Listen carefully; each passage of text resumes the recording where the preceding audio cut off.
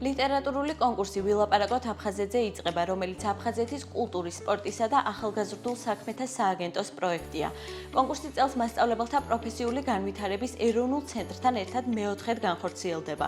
პროექტის მიზანია ახალგაზრდა თაობას გაუღრმავონ ცოდნა აფხაზეთზე, მეტი ინფორმაცია მიაწოდონ ისტორიულ, კულტურული თუ სოციალური კონტექსტის შესახებ, გააცნონ ის ღირებულებები და ფასეულობები, რაც საუკუნეების განმავლობაში ამყარებდა ქართულ-აფხაზურ ურთიერთობებს. კონკურსში მონაწილეობის მიღება შეუძლიათ 16-დან 18 წლამდე ახალგაზრდებს, სკოლის მოსწავლეებს, რომლებსაც რამდენიმე ეტაპის გავლა მოუწევთ.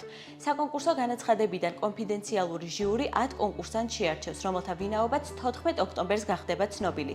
მონაწილეობის მსურველებმა აფხაზეთის თემაზე ლიტერატურული ნამუშევარი აფხაზეთის კულტურის, სპორტისა და ახალგაზრდულ საქმეთა სააგენტოს ელექტრონულ მისამართზე უნდა გაგზავნონ. ნამუშევრების მიღების ბოლოვა და 20 სექტემბერია.